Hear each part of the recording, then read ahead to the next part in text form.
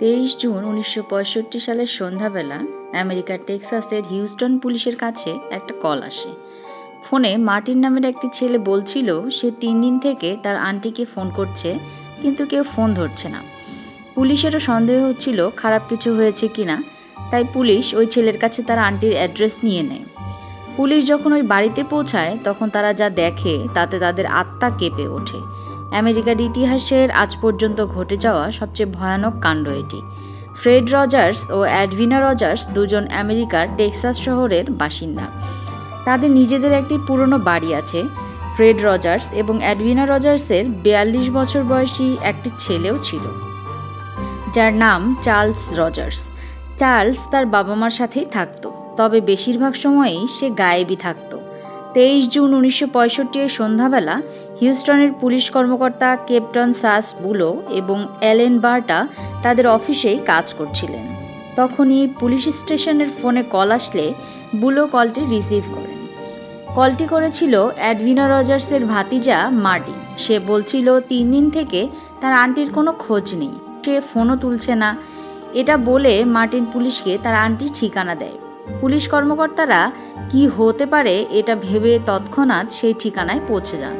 দরজায় নক করলে ভেতর থেকে কোনো আওয়াজ হয় না, তাই বুলো বাড়ির পিছনের দরজার দিকে যান। তিনি দেখেন পেছনের দরজায় একটি বড় সাইজের ফুলের টব রাখা, যা দেখে বুলোর সন্দেহ হয় এবং তৎক্ষণাৎ বুলো ও বার্টা দরজা ভেঙে ভিতরে প্রবেশ করেন। তারা যখন ঘরে প্রবেশ করেন সেখানে কেউই ছিল না, কিন্তু খুব বাজে একটা দুর্গন্ধ আসছিল। পুলিশ সারা বাড়ি তল্লাশি করতে করতে কিচেনে চলে যায়। বুলোর পাশেই তল্লাশি করছিল বার্টা, যে বারবার সেই দুর্গন্ধের কথা বলছিল। বুলো হঠাৎ করেই ফ্রিজের দরজাটা খুলে ফেলেন। ফ্রিজ খোলার সাথে সাথেই তারা চমকে ওঠেন।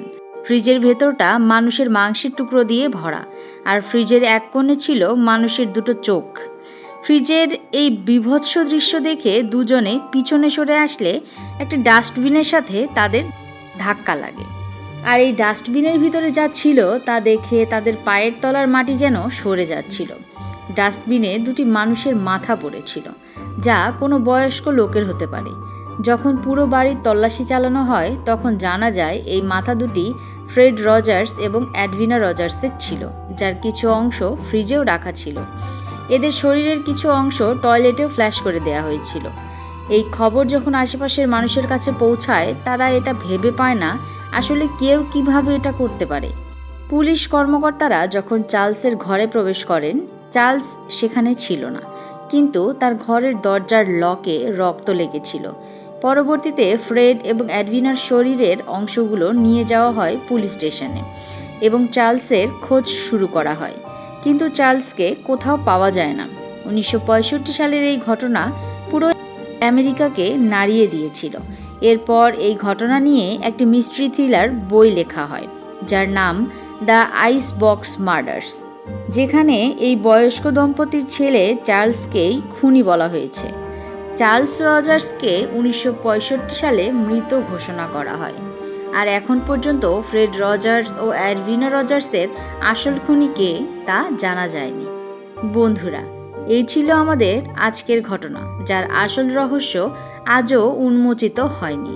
ভিডিওটি ভালো লাগলে অবশ্যই লাইক, কমেন্ট ও শেয়ার করে পাশে থাকবেন। ধন্যবাদ।